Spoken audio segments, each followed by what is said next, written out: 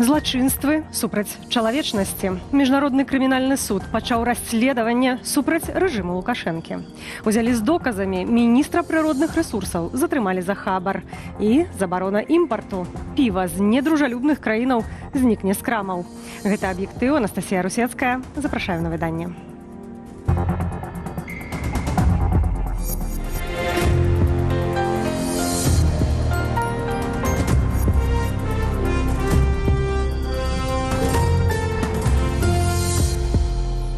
Шлях да трыбуналу афіцыйна адкрыты.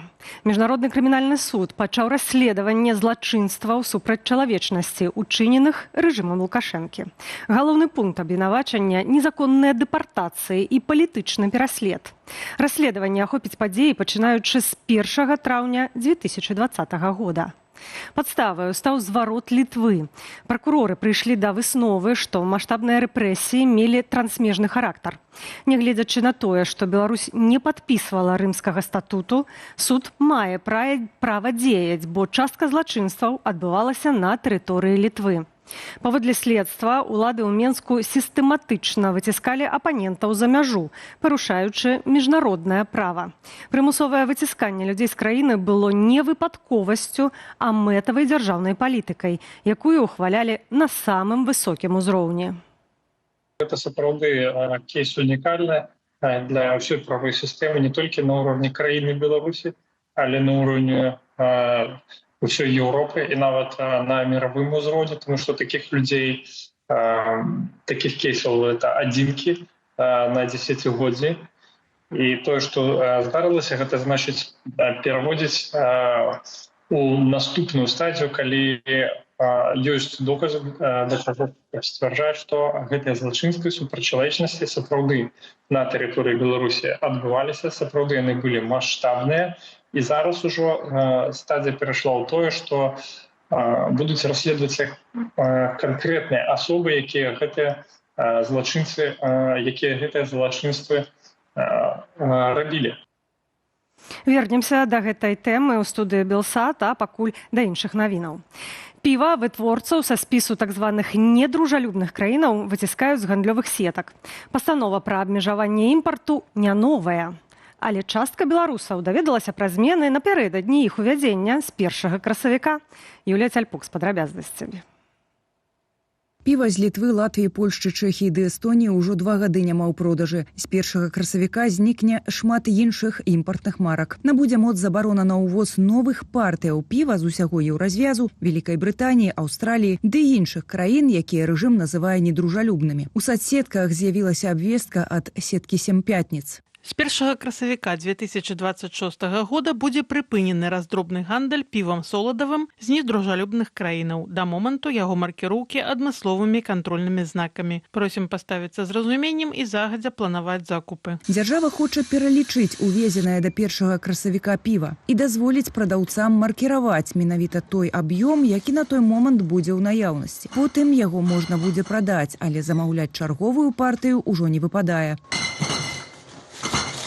Згодна з адпаведную пастановай, калі прадавец усё ж парушыць правілы, падатковы орган накіроўвае на адрас платніка апавяшчэнне аб забароне ўвозу забароненых тавараў на тэрыторыю Беларусі і аб неабходнасці прыняцця захадаў дзеля іх вывозу за межы тэрыторыі Беларусі пры наяўнасці дакументаў, што пацвярджаюць вываз. Цяпер доля замежнага піва на рынку Беларусі 1/5 частка. 14 з гэтых 20% займае расійскае піва. Прыкладна адсотак піва з іншых краінаў ЕАЭС, рэшта імпарт уласна з так званых недружалюбных краін. Калі ў Беларусі і Расіі пачалі абмяжоўваць імпарт вінаў у межах контрсанкцыяў, замест французскіх і іншых на паліцах з'явілася армянскае, грузінскае і нават узбекскае віно. Пазіцыянавалі новы імпарт як эксклюзіў, каб апраўдаць цану, якая вырасла праз складаную лагістыку. Мы можем говорить о выгоде для белорусских компаний от очищения какого-то поля, да, для деятельности. Но, с другой стороны, как на практике оказалось, тут есть кому конкурировать, да, и пришли просто другие компании из других стран. Падобнае можа адбыцца і на рынку піва, і ў іншых сектарах, дзе ўзмацняюцца контрсанкцыі. Па выніках 2025 года доля імпарту ў беларускіх крамах вырасла на некалькі адсоткаў. Контрсанкцыі супраць вытворцаў піва маюць дзеяць прынамсі да канца года. Юлія Цяльпук, Белсат. Урад Беларусі змяніў сістэму аплаты працы ў дыпламатычных місіях. Савет міністраў зацвердзіў валютныя аклады для паслоў у ліку краінах, дзе нядаўна адкрыліся новыя прадстаўніцтвы. Гэта М'янма, Нікарагуа і Аман. Памер заробку наўпрост залежыць ад геаграфіі і адметнасцяў клімату. Самы высокі аклад у амбасадара Беларусі ў Японіі. Стаўка перавышае 4000 еўраў штомесяц. Высока ацэньваецца праца ў Швейцарыі, Сірыі і Венесуэле. А вось у Польшчы ці Арменіі аклады адны з самых нізкіх, каля 3000 еўраў. Пры гэтым аклад толькі база, да якой ужываецца сістэма каэфіцыентаў. Для дыпламатаў у краінах з цяжкім кліматам, а гэта больш за 20 дзяржаваў Азіі, Афрыкі і Лацінскай Амерыкі, прадугледзелі надбаўку памерам 20%. Асобна выплачваюцца сродкі на ўтрыманне сям'і. 10% за жонку, якая не працуе, і 5% за кожнае няпоўнагадовае дзіця. Для параўнання, сярэдні налічаны заробак у Беларусі цяпер складае каля 770 еўраў у эквіваленце да выплаты падаткаў.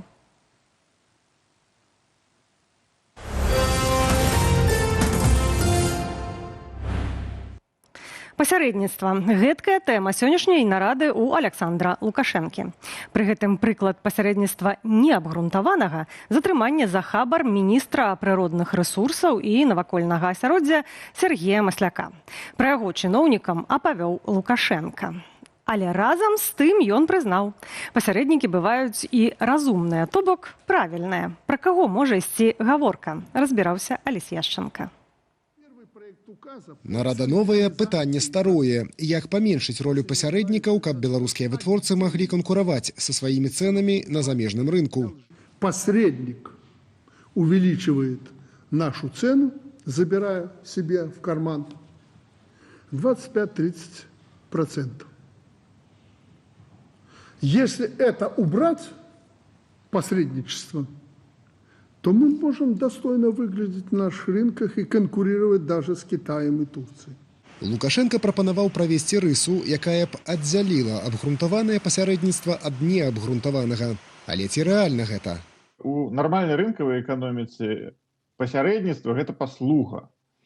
А у такой аўтарытарнай і дырэктыўнай эканоміцы пасярэдніцтва гэта механізм атрымання і размеркавання рэнты. Размеркаванне некае, ведаеце, такого феадальнага кармлення. Тым жа, хто мае доступ да такога размеркавання, то бок у тым ліку прысутным на нарадзе, Лукашенко распавёў, што летась сілавікі выявілі больш за 400 злачынстваў, звязаных з закупамі. А за прыклад таго, як неабгрунтаванае пасярэдніцтва прыводзіць да розных шэрых схемаў, Лукашенко прывёў затрыманне за хабар чарговага топ-чыноўніка. Какого министра сегодня в СИЗО посадили? Природных ресурсов министра посадили в СИЗО. Природных ресурсов. Гаворка пра міністра прыродных рэсурсаў і навакольнага асяроддзя Сергея Масляка. Пасаду чыноўнік займаў з красавіка 2024-га. Пры гэтым у ведамстве ачольваў камісію супрацьдзеяння карупцыі. Можа, ён там пераступіў некую рысу, якую не мусіў пераступаць. Можа, ён прайграў у нейкай канкурэнтнай барацьбе з іншымі групоўкамі. Можа, ён проста па зусім не звязаных з гэтым прычынах перастаў быць патрэбны Лукашэнку, стаў нелаяльны, яго трэба замяніць. Ну і вось выцягнулі з дасье, значыцца, на яго адпаведную тэчачку, адпаведны факт. Пры гэтым, выступаючы супраць адных пасярэднікаў, Лукашенка дазваляе іншым працаваць і зарабляць немалыя грошы. Красамоўны прыклад акцыянернае таварыства «Гандлёвы дом БелАЗ» у Расіі. Амаль палова акцыяў у прэзідэнцкага спартовага клубу. У БелАЗ холдинг 55%, у президентского спортивного клуба 45% акций. Кіраўнік жа прэзідэнцкага спартовага клубу сярэдні сын Александра Лукашэнкі Дзмітрый. Дзейнасці гандлёвага дому БелАЗ свае расследаванні прысвяціла ініцыятыва Белпол. Продажу, сервис самосвалов, комплектующие, логистику, запасные части и разного рода расходные материалы осуществляют исключительно структуры, связанные с торговым домом. Паводле Белполу, пазалетась прэзідэнцкі спартовы клуб атрымаў ад расійскага гандлёвага дому БелАЗ каля $6 мільёнаў дывідэндаў. Алесь Яшченка, Белсат. Якасць прадуктаў на кантролі рэвізораў. Камітэт дзяржаўнага кантролю падвёў вынікі праверак беларускіх крамаў. Выснова станоўчая. Буйныя сеткі сталі больш адказнымі і сочаць за паліцамі уважлівей, чым дробныя крамы. Галоўным рухавіком прагрэсу ў дзяржаўным кантролі назвалі сталічных пакупнікоў. Прычына гэтаму простая. Любое пратэрмінаванне тут жа трапляе ў сацыяльныя сеткі. Таму адміністрацыя крамаў баіцца рызыкаваць рэпутацыяй і хутка рэагуе на любыя хібы. А вось у рэгіёнах парушэнняў фіксуюць больш. Там і патрабаванні іншыя, і спажыўцы менш актыўныя. Дзяржкантроль запэўнівае, маніторынг будзе трываць ва ўсіх гарадах краіны незалежна ад памеру. Буржуі і капіталісты. Абураецца прапаганда і пагражае расправамі. Гэтым разам не апазіцыі ці тым, каго ўлады называюць беглымі, а жыхарам менскага мікрараёну Лебядзіны. Маўляў, тыя выступілі супраць суседства з дактарамі ды настаўнікамі. Прынамсі гэтак сцвярджаюць прапагандысты. Але чым насамрэч незадаволеныя менчукі, разбіраўся Антон Бяздольны. Не хотите, чтобы рядом с вами плебс ходил, эти учителя? Они вам загородят вид на краявиды. Ужо тыдзень у прапагандысцкіх рэсурсах змагаюцца з жыхарамі цэлага менскага мікрараёну. Гаворка пра Лебядзіны. Спальны квартал забудоваў на праспекце Пераможцаў паблізу МКАДу. На тэму выказаліся не толькі Григорія Заронак. Калонку з абразамі напісаў Андрэй Мукавошчык. Матэрыялы пра Лебядзіны выпусцілі і драбнейшыя прапагандысты. А гарадское інфармагентства «Менск навіны» нават выпустила 5-хвилинный сюжет. Но, кажется, интеллигенция с недвижимостью в собственности в пару сотен тысяч долларов этим крайне недовольна. Гісторыя пачалася з планаў менскіх уладаў пабудаваць у Лебядзіным 3 інтэрнаты для дактароў і настаўнікаў. Гэта выклікала незадаволенасць мясцовых жыхароў. Прапагандысты сцвярджаюць, што тыя пачалі пісаць звароты ў СМІ і да ўладаў. Што праўда, доказаў ніхто не паказаў, а Менск навіны ўвогуле зняпраўдзілі самі сябе. По мне, как депутату, обращений по поводу недовольства новыми застройками или каких-то, скажем так, других мнений альтернативных не поступало совершенно. Адметна, што ў садсетцы Трэц сапраўды можна знайсці абмеркаванне будаўніцтва інтэрнату ў Лебядзіным. Людзі выказваюць незадаволенасць, але не самім фактам суседства з настаўнікамі і дактарамі. За што насамрэч выступаюць жыхары мікрараёну Лебядзіны. Асноўнае – гэта добраўпарадкаванне мікрараёну. Жыхары не супраць інтэрнатаў. Жыхары супраць любых новых жылых забудоваў, пакуль у мікрараёне адсутнічае добраўпарадкаванне. Сярод прэтэнзіяў, апісаных адной з жыхарак мікрараёну, недахоп дзіцячых садкоў і школаў, крамаў, аптэк, а таксама дрэннае транспартнае злучэнне. У каментарах дадалі, што на месцы абяцанай паліклінікі пабудавалі яшчэ адзін жылы комплекс. Тым часам намеснік кіраўніка Менску зняпраўджвае жыхароў Лебядзінага. Школы работают не с полной загрузкой. Есть возможность в гимназии номер 42 организовать вторую смену для обучения детей, то, что требует сегодня законодательство. Кроме того, функционируют 3 дошкольных учреждения. Вось толькі жыхары мікрараёну пішуць, што ў 32-й школе, разлічанай на 1000 вучняў, вучыцца 2000 дзяцей у 2 змены, а ў дзіцячых садках па 30 дзяцей у групах. Прапагандысты пачалі атаку на незадаволеных, называючы іх капіталістамі, буржуямі, элітай і памешчыкамі. А Заронак у сваім стрыме распавёў, што за абразы на яго ўжо збіраюцца падаць у суд. Обитатели чатиков, вперед!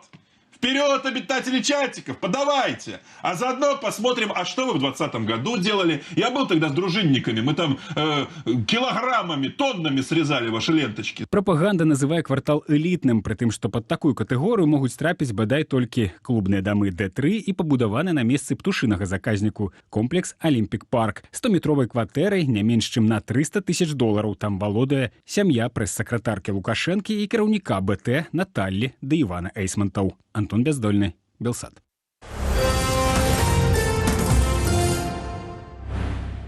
Вярхоўны лідар Ірану Маджтаба Хаменеі упершыню пасля прызначэння звярнуўся да нацыі. Ягоную заяву зачыталі на дзяржаўным тэлебачанні краіны. Ён заявіў, што Тэгеран працягне супрацьстаяць ворагам і не адмовіцца ад дзеянняў, каб адплаціць за загінулых іранцаў. На дадатак Хаменеі дапусціў далейшае блакаванне Хармузскай затокі як элемент ціску ў пытанні нафтавых цэнаў. Іншыя навіны замежжа ў нашым аглядзе. Тегеран пацвердзіў, што новы вярхоўны лідар краіны Маджтаба Хаменеі атрымаў раненне, у яго пералом ступні і парэзы на твары. Зрэшты, ягоны стан не выклікае трывогі, заявіў у інтэрв'ю выданню «Кар'еры деля Сера» прэсавы сакратар МЗС Эсмаіль Багаі. Маджтаба Хаменеі меркавана атрымаў раненне ног яшчэ 28 лютага ў першы дзень ракетных удараў ЗША і Ізраілю па Іране. Афіцыйна пра ягонае абранне новым духоўным кіраўніком краіны абвясцілі 8 сакавіка. Папярэдні аятала бацька Маджтабы Алі Хаменеі загінуў 28 лютага.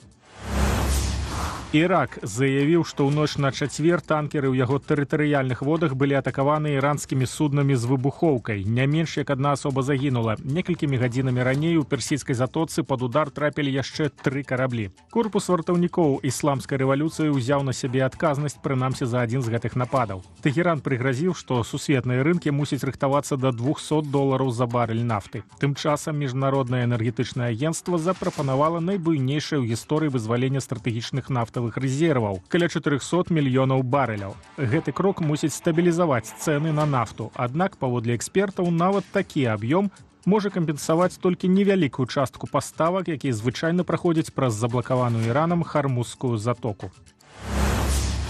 Прэм'ер-міністр Угоршчыны заявіў, што ўкраінцы пагражаюць ягонай сям'і, дзецям і ўнукам. Дэталяў ён не прывёў, але апублікаваў відэа размоваў з жонкай і дочкамі. Я папрасіў усіх, каб ставіліся да гэтага сур'ёзна, але не пужаліся. Здаецца, ніхто не спужаўся, хаця для нас гэта нязвыкла.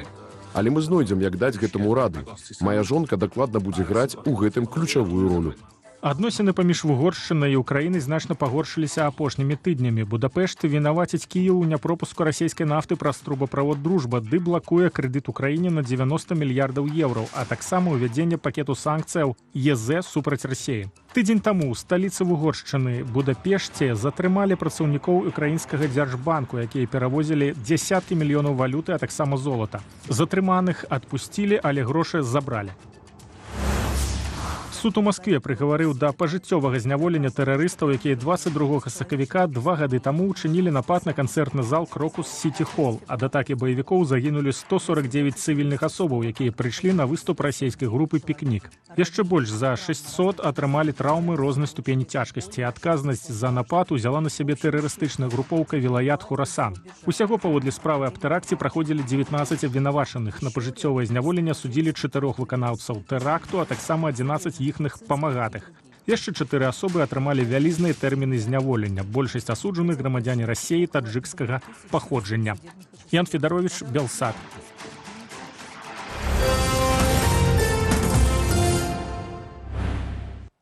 Драматычнае здарэнне ў Менску. Каля Дана Молу БМВ вылецела з дарогі ды перакулілася. Паводле папярэдняй інфармацыі, 35гадовай жанчыне за стырном стала дрэнна, і яна страціла прытомнасць. Некіраванае аўта перасекла сустрэчную паласу, вылецела на пешаходную зону і збіла 11гадовую дзяўчынку на ходніку. Спыніў машыну толькі удар аб лесвічны марш, пасля якога БМВ перакулілася. Школьніцу і кіроўцу шпіталізавалі для абследавання. Дзяржаўтаінспекцыя чарговы раз нагадвае, кіраваць транспартам пры кепскім самаадчуванні катэгарычна забаронена. У ратамцы мужчына ўратаваў казулю, якая трапіла ў канал і не магла выбрацца з яго самастойна. Знясіленая жывёліна дрыжэла ад холаду, пакуль на дапамогу не прыйшоў мясцовы жыхар. Кранальнае відэа, што ўжо захапіла садсеткі, прапаную паглядзець разам без каментара.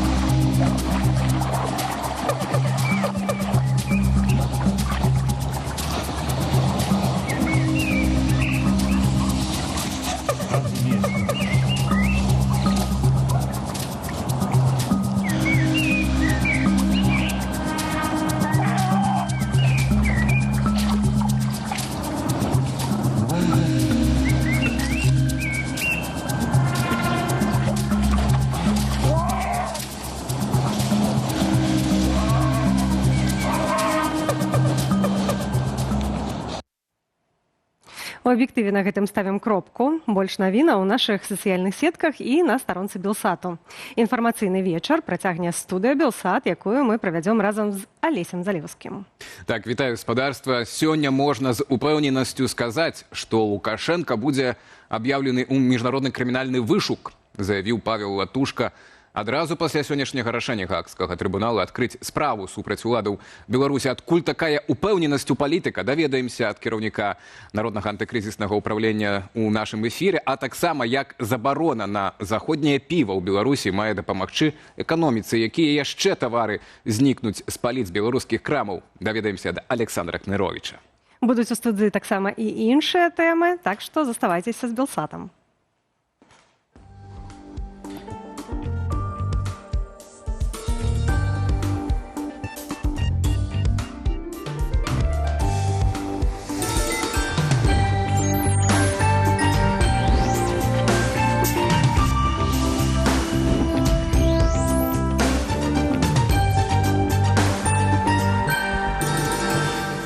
Студыя Белсат, Анастасія Русецкая, Алесь Залевскі, і мы пачынаем самай галоўнай тэмай.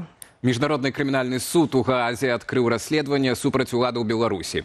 Офіс пракурора МКС паведаміў, што завяршыў папярэдняе вывучэнне і прыйшоў да высновы. Ёсць разумная падстава меркаваць, што злачынствы, якія трапляюць пад юрысдыкцыю суда, былі ўчыненыя мінімум часткова на тэрыторыі Літвы. Гаворка ідзе пра магчымыя злачынствы супраць чалавечнасці, у тым ліку дэпартацыю і пераслед паводле палітычных матываў праз дэпартацыю, якія паводле МКС маглі здзяйсняцца ўладамі Беларусі з 1 траўня 2020 года. У заяве таксама сказана, што ёсць падставы лічыць, гэтыя дзеянні былі часткою маштабнай і сістэмнай атакі супраць цывільнага насельніцтва, а самі злачынствы, імаверна, былі ўхваленыя або заахвочаныя на самым высокім узроўні ўладаў Беларусі. Адкуль тут Літва, так можа гаспадарства запытацца, таму што Літва і была заяўніцай гэтага разбіральніцтва, так як Беларусь не з'яўляецца, не ўваходзіць так, у юрысдыкцыю міжнароднага крымінальнага суда, але што ў выніку будзе па справе Лукашэнкі і уладаў Беларусі, даведаемся ад Павла Латушка, кіраўніка Народнага антыкрызіснага ўправлення, які з намі знаходзіцца на відэасувязі. Вечар добры вам, спадар Павел. Бачу, што для вас ім добры, усміхаецеся. Прывітанне. Добрый вечер, так, вітаю вас і ўсіх гледачоў. Вось вяртаючыся да вашай гэтай аптымістычнай заявы, што будзе аб'яўлены ў вышук Александр Лукашенко, вы ў гэтым упэўнены. Адкуль, на чым грунтуецца такая ўпэўненасць, спадар Павел? Бо Беларусь нават не ўваходзіць у юрысдыкцыю гэтага суда. Мы в 2023 годзе, як Народнае антыкрызіснае ўправленне, пачалі камунікацыю з Міністэрствам юстыцыі Літвы і прапанавалі прававую стратэгію, якая ў выніку фактычна пацверджана, правільнасць яе абрання пацверджана сёння офісам пракурора Міжнароднага крымінальнага суда. Мы фактычна даказваем, і ўжо па першай ацэнцы, як мы бачым, офіс пракурора гэта пацвярджае, што Лукашенко, яго рэжым, яго хаўруснікі займаюцца дэпартацыяй беларусаў, і ў тым ліку стварылі атмасферу страху і тэрору, пагрозаў унутры краіны, што вымусіла вялікую частку беларусаў, дзесяткі тысяч, калі мы разглядаем гэта ў кантэксце Літвы, пакінуць тэрыторыю Беларусі. Усё гэта з'яўляюцца злачынствамі супраць чалавечнасці. Вы правільна ў падводцы таксама сказалі, што ёсць абсалютна абгрунтаваныя доказы аб тым, што гэта ажыццяўляецца як дзяржаўная палітыка. Гэта напады на уладаў, менавіта на праціўнікаў, ці тых, хто не пагаджаецца з гэтай уладай у Беларусі, выкарыстанне законаў для падаўлення пратэстаў, іншадумства, адсутнасць адказнасці за злачынства, калі ў Беларусі не дзейнічае нацыянальнае заканадаўства, можна людзей збіваць, гвалтаваць іх, іншыя формы рабіць здзекаў, але ніхто за гэта не несе адказнасць. Таму офіс прыйшоў да высновы, што гэта дзяржаўная палітыка, і гэтая дзяржаўная палітыка ухвалена на вышэйшых узроўнях урада Беларусі. Канкрэтна мы з вами разумеем, што гэтую палітыку даў загад рэалізоўваць асабіста дыктатар Лукашенко. На сённяшні дзень пасля папярэдняга вывучэння тых матэрыялаў, якія мы перадавалі, дзякую усім праваабарончым арганізацыям, якія да гэтага далучыліся, узбуджана фактычна расследаванне. То есть гэта ўжо ідзе крымінальная справа, і зараз пасля таго, як прынята гэтае рашэнне, могуць заводзіцца справы ў адносінах канкрэтных асобаў, адказных за здзяйсненне гэтых злачынстваў. Сёння я магу агучыць по нашему меркаванню юрыстаў Народнага антыкрызіснага ўпраўлення, што першыя две асобы, якія будуць пад непасрэднай увагай і па адносінах да якіх з'явіцца гэтай папкі уголовное дело гражданин Лукашенко, уголовное дело гражданин Карпенков.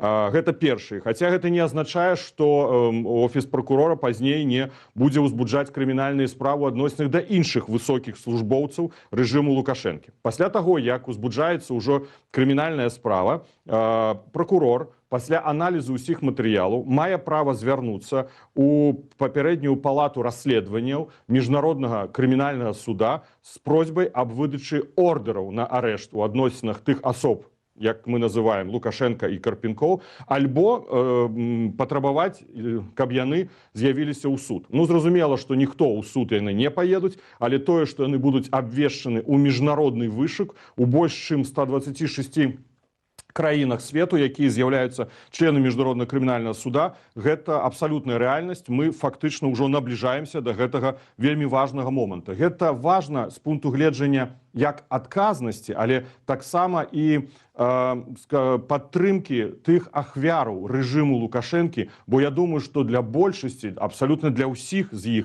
вельмі важна справядлівасць. Мы нават з вами размаўляем, і мы з вами з'яўляемся таксама ахвярамі гэтага рэжыму. Гаспадар Павел, вы кажаце пра справядлівасць, таксама Светлана Ціхановская кажа пра тое, што ёсць спадзеў, што пацярпелыя атрымаюць права на праўду і справядлівасць. А ў мяне пытанне, як на вашу думку адрэагуе Лукашенко? Ці увогуле ён заўважыць гэта? Бо прынамсі пакуль паведамленняў у дзяржаўных медыях няма, а ён адзінае, што падпісвае законы аб гарантыяў забеспячэння грамадзянаў чыстай пітной вадой.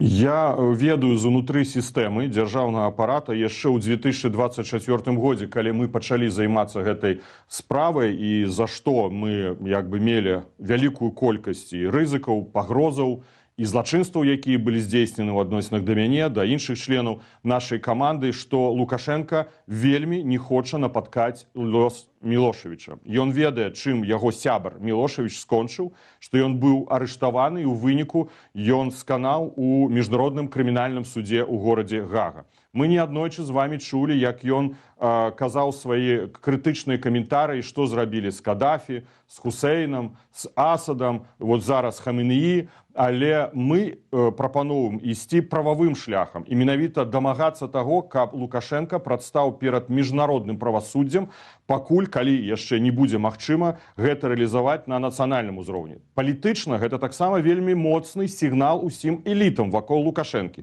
Калі вы будзеце працягваць, падтрымліваць і рэалізоўваць яго дзяржаўную палітыку ў адносінах да людзей, якія маюць іншыя палітычныя грамадскія погляды, то вы таксама можете трапіць у фокус міжнароднага крымінальнага суда. І у вас няма бункераў і рэзідэнцый, у вас няма персанальнай аховы, у вас няма персанальных самалётаў. Вы будете затрыманы значна хутчэй, чым нават той самы Лукашенко. А Лукашенко зараз будзе выбіраць.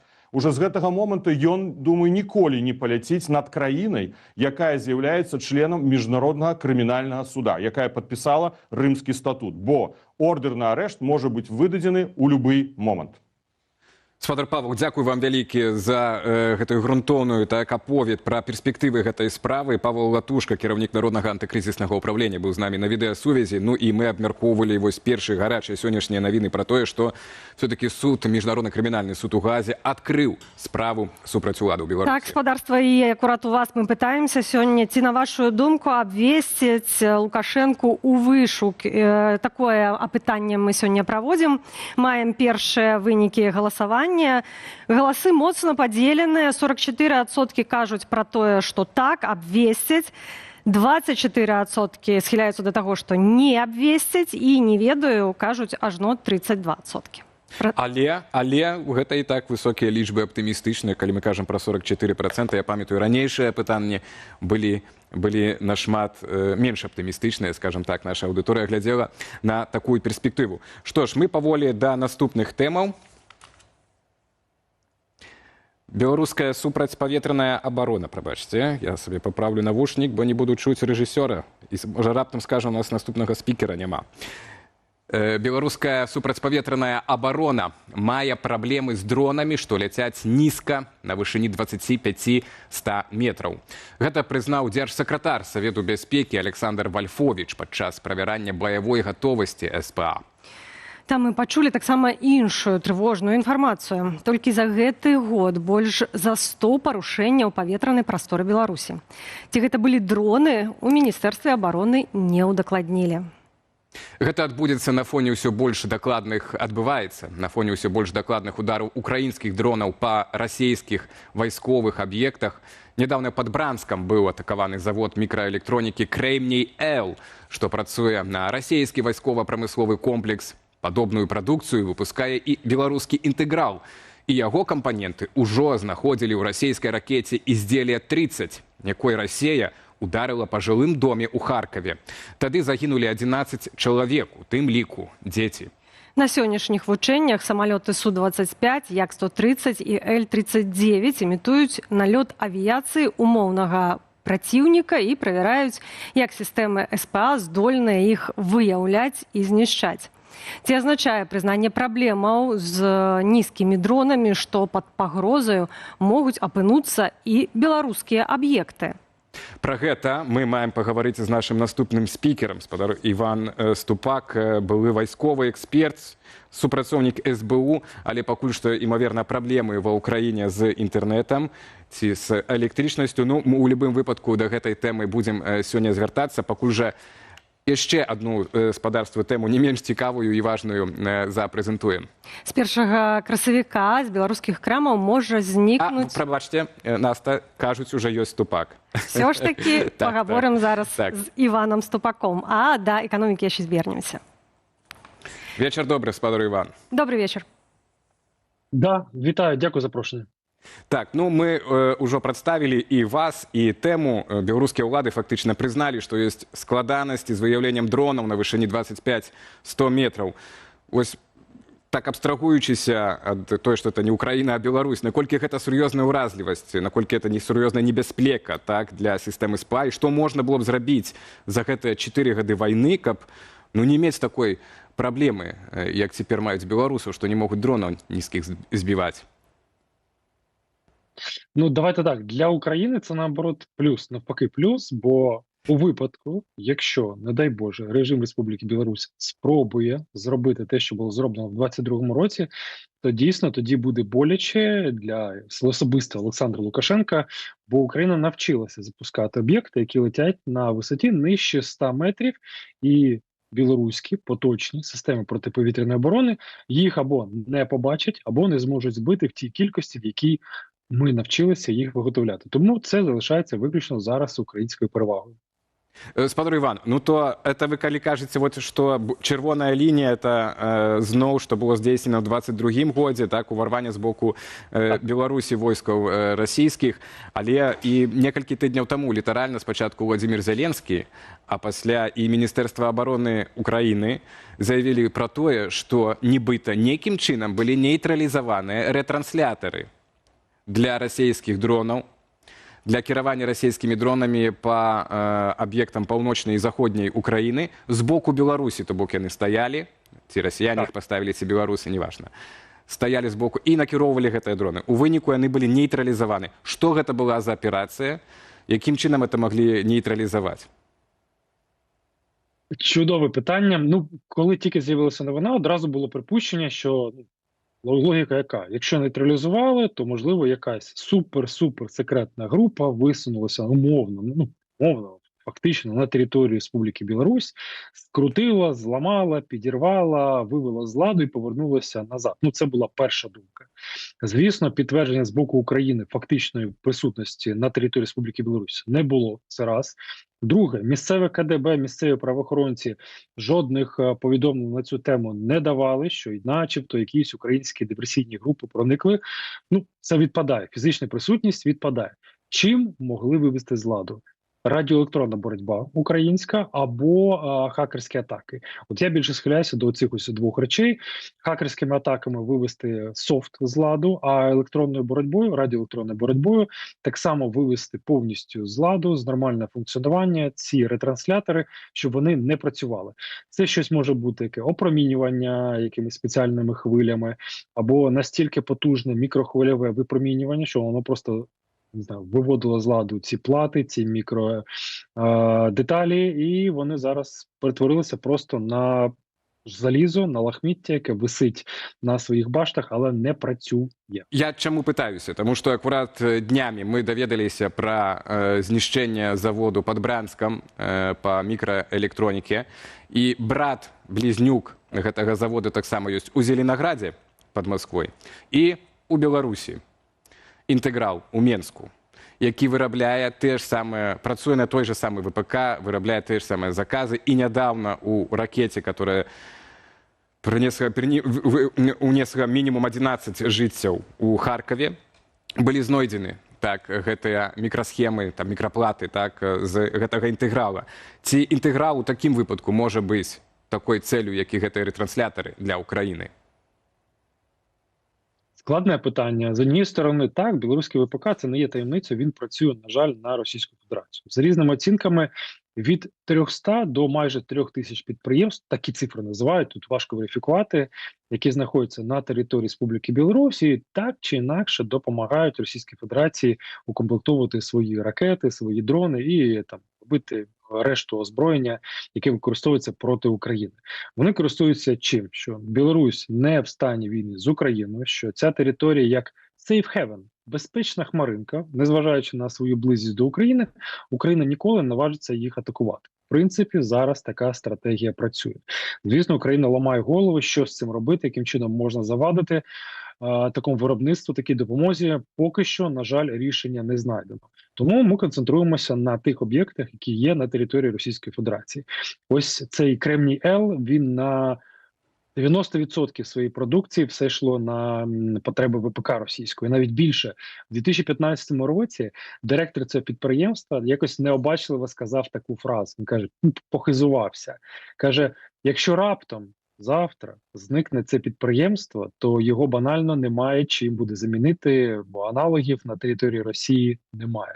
Хочу вірити, що з того часу нічого не змінилося. Ми розуміємо, що є там певні аналоги підприємства, але в таких масштабах, в таких обсягах виробництва підприємств, які виробляють таку кількість продукції, так швидко в Росії, я думаю, точно вже немає. Ну так, але застаецца яшчэ і ў Беларусі. Мы пачалі, то і скончым уже гэтую тэму. Як агулам вы ацэньваеце дзеянні беларускіх вайскоўцаў датычна дронавай гэтай палітыкі? Сёння заявілі, што 100, як мінімум, было парушэнняў паветранай прасторы Беларусі. Не удакладнілі, конечно, Міністэрства абароны. Імаверна, гэта расійскія ударныя дроны, которые ляцяць праз нашу тэрыторыю. Ну, можа, такім чынам Беларусі прызнала, што ў іх няма магчымасцяў нават іх збіваць. З імі ў іх ёсць праблемы. Адпаведна, і адказнасці на беларускім баку можа не быць, што вось гэтыя дроны праз нас летуць у ваш бок. Ну, знаєте, тут ж ви правильно сказали, немає розуміння, які саме дрони. Ну, чому 100, чому не 1000? Ну, одразу давайте скажемо мільйон. Мільйон пролетів в яку сторону? Неважливо. Ну, заява заради заяви. Навіть якщо там припустити на секундочку, що пофантазуємо, дрони летіли з території України через територію Республіки Білорусь, і білоруське ППО їх не побачило. Ну, то вже їхні проблеми. Слухайте, у нас немає цілі атакувати простих громадян Республіки Білорусь. Я знову повторюю від імені всього народу України, ще раз тут, у нас взагалі, от скільки людей я спілкувався під час війни, я жодного разу не почув, що білоруси є нам ворогами, простий білоруський народ взагалі. Так, режим це ворог, але білоруси ні. І у нас немає мети атакувати багатоповерхівки, якісь, не знаю, склади, щоб, не дай Боже, спричинити жертви серед місцевого населення, серед цивільного. Тому, можливо, навіть якщо такі перельоти відбуваються, то вони відбуваються через місцевість, яка не є населеною людьми. Десь щось дуже далеке, якщо не помилюся, щось в районі Костюковичі, це ось мало заселена місцевість. От і все. От, хай не ображаються. Дзякуй вялікі за размову. Іван Ступак быў вайсковы эксперт, супрацоўнік СБУ, быў з намі на відэасувязі. Абмяркоўвалі мы апошнія вучэнні СПА ў Беларусі і прызнанне беларускага міністэрства абароны ў тым, што маюць праблемы са збіццём нізкалятучых дронаў. Ну а цяпер эканоміка. З 1 красавіка з беларускіх крамаў можа знікнуць заходняе піва. Улады ўводзяць забарону на продаж прадукцыі з так званых недружалюбных краінаў. Пад абмежаванне трапляе не толькі піва, у спісе таксама ежа, касметыка, побытавая тэхніка і нават адзенне. У той жа час Лукашенка раптам абвяшчае вайну пасярэднікам. Маўляў, яны накручваюць цэны і зарабляюць на імпарце да 30%. Але менавіта праз пасярэднікаў сёння працуе большая частка беларускай эканомікі пад санкцыямі. Дык што насамрэч адбываецца? Барацьба за танныя тавары ці перадзел рынку? І хто зарабляе на гэтых схемах, абмяркуем з эканамістам, не эканамістам, а вядоўцам эканамічнай праграмы на Белсаце «Атмасфера» спадаром Александром Кныровичем, который вось-вось уже імчыць у нашу студыю, займае пачэснае месца нашага галоўнага гостя. Сёння вечар добры вам, спадар Александр. Добрый вечер. Добрый вечер. Ну, пачнем ад чаго? Пачнем, уласна, ад піва. Ну, вечер же. Ад чаго ж нам? Толькі будзем не піць, а абмяркоўваць. Абмяркоўваць, На жаль. так. А калі піць, то безалкагольнае. Ад 1 красавіка маюць ужо знікнуць пустыя паліцы з чэшскім, нямецкім, літоўскім, так, украінскім. Ну, украінскі, напэўна, цяпер і так не давозілася. Як гэта адаб'ецца? Ну, пачнем ад таго, як гэта адаб'ецца не на здароўі, але на рынку піва ў Беларусі в цэлым. Ну, па-першае, гэта адаб'ецца на бюджэце, бо гэта будзе удар па беларускаму бюджэту. Чаму? Таму што беларускія імпарцёры гэтага піва плацілі не толькі акцыз, які плацяць усе беларускія прадпрыемствы, не толькі той самы налог, ну, ПДВ, налог на дадатковую вартасць, але плацілі 20% на ввоз. Мытную пошліну. І зараз гэта мытная пошліна выйдзе з беларускага бюджэту, яе не будзе. А яны не знойдуць іншыя краіны замест тых, которых забароняць? Ведаеце, агульная колькасць вось гэтага імпартнага піва, якое з тых самых краін, з Нямецчыны, з Чэхіі, з Бельгіі таксама, яно было вельмі невялікае, там 5-7%, не болей у лепшыя гады. Зараз, напэўна, яшчэ меншае. І тыя людзі, якія спажывалі гэтае піва, ну, мелі давер да якасці гэтага піва, яны выбіралі, і яно, ну, гэта не секрет, што яно было ў 2 разы даражэйшае за беларускае піва. І, напэўна, беларусы, ну, не вельмі так будуць любіць піва, напэўна, з Китая, ці з Турэччыны, ці з нейкай іншай краіны, якая зараз лічыцца сяброўскай, таму хутчэй гэта месца для беларускіх прадпрыемств. Ну, мы ведаем, што, напрыклад, лідскае піва робіць зараз, ну, вельмі смачныя напоі, напэўна, яно неяк адрэагуе на гэта.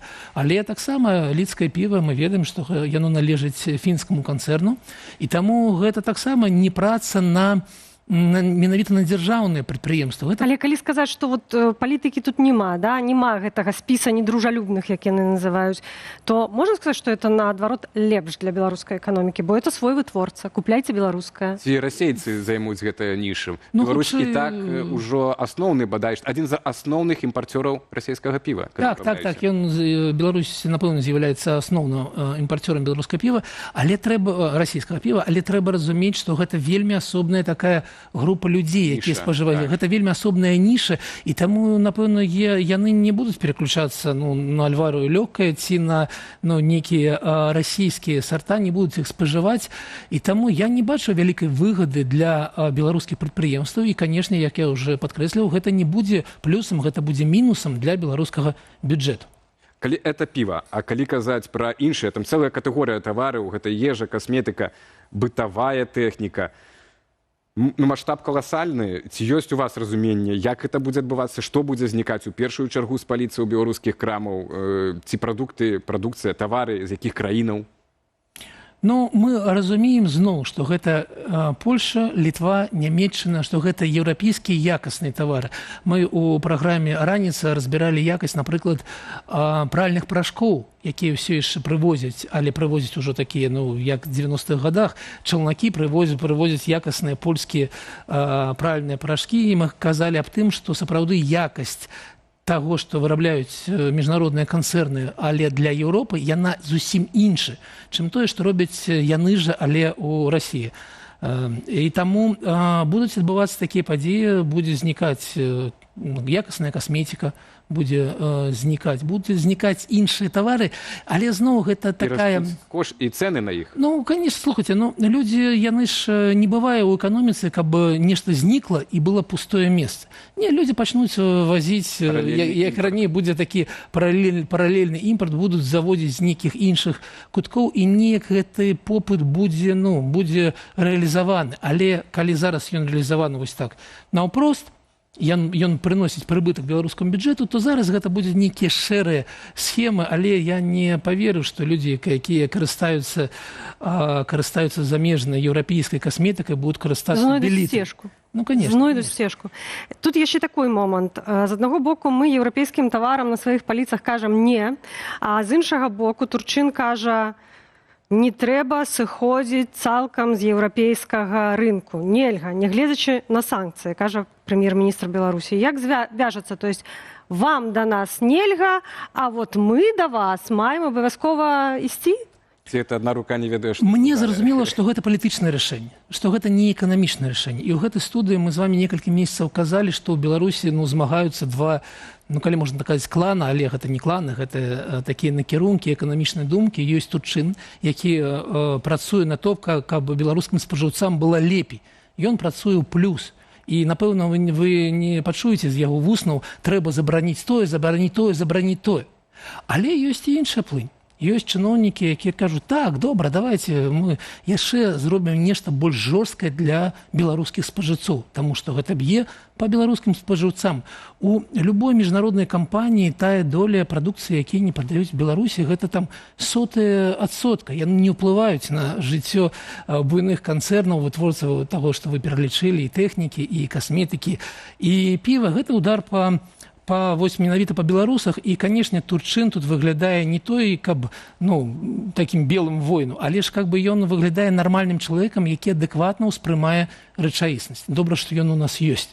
Так, але гэта ўсё роўна гэта моцная палітычная заява прэм'ер-міністра, як бы там ні было, што мы хочам заставацца в Европе. Бо яшчэ пару год таму гучалі адваротнае, абсалютна радыкальнае, што ўсё, няхай там самі папросяцца да нас і гэтак далей. Ён там яшчэ многа нагаварыў, што трэба, каб казалі пра тупіковасць санкцыяў амбасады беларускія ў Еўропе. Хаця мы таксама хацелі адмаўляцца ад беларускіх амбасадаў у Еўропе яшчэ зусім нядаўна. Але цяпер шукаем шлях паразумення з Еўропай. Нас нешта чакае. Это ўжо хутчэй палітычнае такое пытанне, прагнознае. Нас чакае штосьці, да чагосьці рыхтуецца урад Беларусь, але просто што паралельна яшчэ робяць, як это Лукашенко, крокі паказаць Маскве, што не-не-не, мы ўсцяж тут з вамі в ізаляцыі знаходзімся. Ці штосьці рыхтуецца? Вы паглядзіце на эканоміку Расіі. Апошнія дадзеныя за студзень, яна упала ўжо больш, чым на 2%. Мы разумеем, што з Расіі ідзе моцны крызіс, ідзе да Беларусі. І таму Турчын, і кажа, калі ему дадуць рабіць тое, што ён кажа, канешне, што гэта нармальны шлях, сябраваць, хаця б в эканамічнай сферы. Я прывяду прыклад, ведаеце, Китая. Китай галоўная краіна, якая напісана ў Амерыке, што гэта как бы вораг. Але аб'ём таваразварота паміж Кітаем і ЗША вялікі. То бок, вось гэтыя палітычныя сваркі, палітычныя бойкі, палітычныя войны, павінны казаць у 26-м годзе, што сапраўды войны, не замінаюць эканамічнаму супрацоўніцтву паміж Кітаем і ЗША, Кітаем і Еўропай. І таму, калі б Беларусь была вось такой краінай, якая бы падзяляла палітыку і эканоміку, напэўна, беларускім спажыўцам было б лепей. Вы цяпер выступаеце за адмену санкцый эканамічных датычна Беларусі? Я выступаю за тое, каб санкцыі былі накіраваны. І я заўжды казаў, што санкцыі нельга так проста адмяніць, таму што у санкцыі не можа быць мэтай змены рэжыму ў Беларусі. Так нельга дасягнуць змены рэжыму ў Беларусі, але гэта чырвоная картка за канкрэтнае парушэнне. Пасадзілі бойнг, вось вам санкцыі. Там мігранты. У вас ёсць мігранты, вось вам санкцыі. Гэта чырвоная картка. Калі не будзе мігрантаў, не будзе санкцый. Калі не будзе палітзнявольных, не будзе санкцый. Калі Беларусь не будзе ўдзельнічаць вайне, не будзе санкцый. Таму я за тое, каб яны адмяняліся, але каб яны адмяняліся за что-то. І, канешне, супраць такіх агульных санкцый, но мы казалі пра вось гэты секонд-хенд, які ніяк не ўплывае на рэжым Лукашенко, але б'е по беларусам. І таму мы пісалі асобны ліст да Еўракамісіі, каб яны разглядзелі пытанне, каб не было санкцый менавіта на секонд-хенд, хаця б на секонд-хенд. Ну, у выніку ж оно і вырашылася, здаецца, гэтае пытанне. Давайте тады да наступнай тэмы. Яшчэ адна тэма, гэта у межах эканомікі. Хабарніцтва. Любімая тэма Лукашэнкі. Міністр прыродных рэсурсаў, аховы навакольнага асяроддзя. Цяпер ахвяра менавіта змагання з карупцыяй лукашэнкаўскага. Так, Сергей Масляк змешчаны ў СІЗА, абвінавачанне хабарніцтва. Адкуль растуць ногі? Ну, гэта не сакрэт. Ведаеце, у нас Беларусь вельмі карупаваная краіна. Гэта не сакрэт, мы ўсіх рэйтынгам заходзімся, ведаеце, у апошняй чвэрці краін. Горш за наш там Зімбабве, Іран вельмі каруптаваная краіна, і, канешне, гэта пабудова Лукашэнкі. Калі ён прапануе там працаўніку выканкама працаваць за $700 ў месяц і вешае на яго адказнасць за мільярды, то ён разумее, што гэтыя людзі будуць браць хабары. Гэта такі непасрэдная частка іх працы. Яны для таго туды і ідуць. І таму гэта не выключэнне. Вось той ці іншы міністр, замміністра, кіраўнік некага канцэрна ці прадпрыемства. Гэта нармальная практыка штодзённай працы беларускіх, вось такіх дзяржаўных кіраўнікоў. Таму, калі яны паказалі вось зараз гэтага міністра, гэта азначае, што на астатніх ляжаць папачкі, яны тыя тэчкі шэры, яны будуць дастаны тады, калі гэта спатрэбіцца. А вот пытанне, калі гэта спатрэбіцца? Чаму вот менавіта цяпер, на вашу думку, спатрэбіўся Сергей Масляк? Тэчка на яго? Ну, мы пераходзім, ведаеце, у такую зону фантазіі. Я, з майго пункту гледжання, гэта азначае, што ўнутры беларускай сістэмы ідзе бойка кланаў. І вось хтосьці перамог. Гэты раз хтосьці, які знаходзіцца насупраць гэтага клана, які падтрымліваў гэтага міністра, ён перамог, і таму вось такая ахвяра была гэты міністр. Наступным разам будзе іншая ахвяра. Вось Вожык Патрыёт у нашым чаце трансляцыі вам пярэчыць і кажа, што санкцыі не могуць быць вузка накіраванымі пры дыктатуры, таму што дыктатуры перакладае выдаткі і так на жыхароў. Ну, напэўна, мы ведаем, што наконт санкцый ёсць вельмі розныя думкі, розныя погляды, і яны ўсе маюць пад сабой падставы. Але ўсё ж такі у мяне пытанне, што мы маем як мэта, як задача гэтых санкцый. Напэўна, мы ўсё ж такі маем на ўвазе не разбурэнне эканомікі Беларусі, а ўсё ж такі ўплыў на тое, што адбываецца ўнутры Беларусі. Так, каб сітуацыя не пагаршалася, а паляпшалася, вось, у любым выпадку нашай Беларусі. Так? Яшчэ напрыканцы задам гэтае пытанне, звязанае з гэтым сённяшнім нарадай Лукашэнкі і разносам пра пасярэднікаў, якія нібыта накручваюць цэны на 25-30%. Гэта сапраўды ёсць праблема ў беларускай эканоміцы, і сапраўды гэта прычына росту цэн, пра якую кажа Лукашенко. Ну, адказваючы на ваше пытанне, канешне, не. Ведаеце, калі я глядзеў сёння Лукашенко, ён мне нагадаў Мао Цзэдуна напрыканцы 50-х гадоў мінулага стагоддзя, калі ён пачаў барацьбу з звераб'ямі. Так, яму падавалася, што вось звераб'і гэта менавіта тое, што шкодзіць краіне, калі іх прыбраць, будзе шмат зерня. У выніку яны атрымалі голад па ўсёй краіне, і ад 15 до 40 мільёнаў чалавек памёрлі. Не толькі з-за гэтых звераб'ёў, але ж яны памёрлі. Але, можа, тут гаворка ідзе пра тое, што ёсць пасярэднікі, якім можна быць пасярэднікамі, а ёсць пасярэднікі, которым нельга быць пасярэднікам. Напрыклад, спартовы прэзідэнцкі клуб, якому можна быць пасярэднікам у гандлі МАЗа, так, які валодае мільёнамі фактычна зарабляе на гэта Дмітрый Лукашенко, так, адзін з сыноў. Вы вельмі добра думаеце пра беларускіх чыноўнікаў і пра Лукашэнку. Калі б гэта была такая задумка, вось я гэтым дам, а гэтым не дам, было бы добра, бо зразумела было бы, што ўсё ж такі сістэма працуе, хтосьці на гэтым зарабляе, і нейкія правілы там ёсць. Але гэта агульна неадукаванасць Лукашэнкі ў эканамічнай сферы. Ён мысліць катэгорыямі Савецкага Саюза.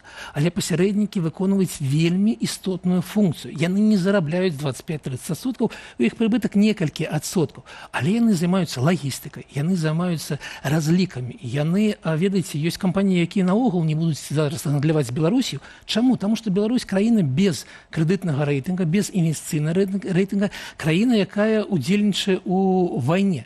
Таму зараз нам неабходны гэтыя пасярэднікі, і гэта не такая, ведаеце, частка, якую немагчыма прыбраць з эканомікі. І Лукашенко некалькі разоў намагаўся гэта зрабіць. У 2009 годзе была спецыяльная пастанова ўраду забараніць пасярэднічество. Яна пратрымалася 3 дні. Праз 3 дні стала зразумела, што эканоміка не можа так працаваць. Апошні яго такі захад быў у 2020 годзе, і тады Зміцер Круты, які зараз кіраўнік адміністрацыі, тады быў віцэ-прэм'ерам, і ён тады рабіў даклад для Лукашэнкі, што немагчыма прыбраць з беларускай эканомікі пасярэднікаў, што гэта тая функцыя, як тыя вараб'і, яна патрэбна ў эканамічнай сістэме. Таму я так думаю, што і ў гэты раз гэта будзе такі яшчэ адзін крок, які адкруціцца назад. З імі немагчыма нічога зрабіць, таму што гэта непасрэдная частка існавання беларускай эканомікі. Дзякуй вялікі вам. Александр Кнырович, вядоўца праграмы «Атмасфера» на Белсаце, быў у нас у гасцях. Ну і вядомы блогер, грамадскі палітычны дзеяч. Прынамсі, у папярэднім скліканні Координаційної ради. Ну і абмяркоўвалі мы апошнія эканамічныя навіны ў Беларусі. Ну а цяпер, спадарства, пераходзім да нашай традыцыйнай рубрыкі «Жыццё рэгіёна». Мы яе рыхтуем разам з рэдакцыяй БГ Медыя. І пачнём сёння з інфармацыі пра тое, што кіроўцаў аўтобусаў Гомель-Аблаўтатрансу прымусілі плаціць за праезд. Рэч у тым, што ўвесь час яны ездзілі ў грамадскім транспарце як пасажыры бясплатна. Паводле выдання «Флагшток», з нядаўнага часу кантралёры сталі штрафаваць кіроўцаў за неаплачаны праезд. Маўляў, не маеце права. Матывуюць гэта тым, што ў пераліку льготнікаў няма кіроўцаў грамадскага транспарту.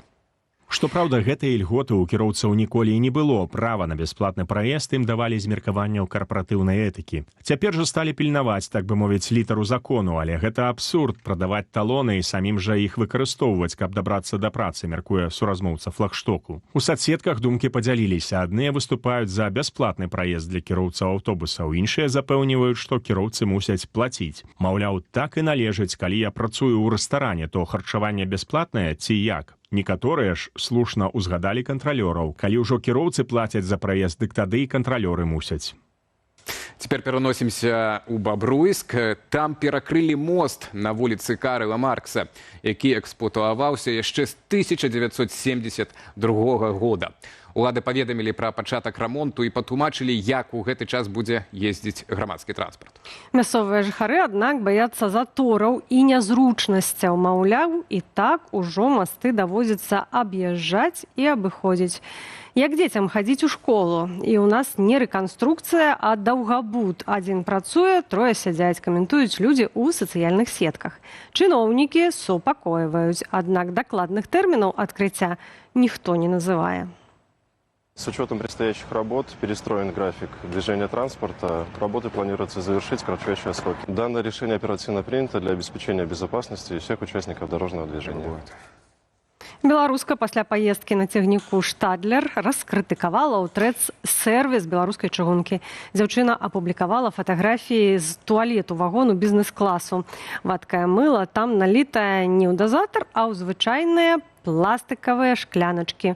Супрацоўнікі чыгункі агучылі ёй афіцыйную версію. Дазатары скралі, таму пакуль шклянкі. Толькі вось гэта часовае рашэнне дзее ўжо 1,5 года, дадае дзяўчына. Абуранасць дзяўчыны выкліканая перажываннем за гігіену. У каментарах яна прыводзіць прыклад. Хтось з пасажыраў возьме шкляначку і з яе налье мыла сабе на далонь. Але хтось проста суне руку ўнутры, зачэрпне сродак, атрымаецца агульны кацёл з бактэрыямі. Адна з каментатарак прызналася, што заўсёды ў цягнік бярэ з сабой сурвэткі і антысептык. Іншыя ўзгадалі такія праблемы на запраўках. Маўляў, сурвэткі крадуць, вырываюцца шрубамі сушылкі для рук, забруджваюць туалеты. Вось, ну, будзем чакаць наступных падзеяў, і як толькі дазатары з'явіцца ў цягніку, мы пастараемся быць першымі, хто спадарству пра гэта паведаміць. На гэтым ставім кропку ў нашым эфіры. Дзякую вам за вашу увагу, лайкі і каментары. Для вас працавалі Анастасія Русецкая і Алесь Залеўскі. Зычым удалага вечара і да наступных сустрэчаў. Пакуль.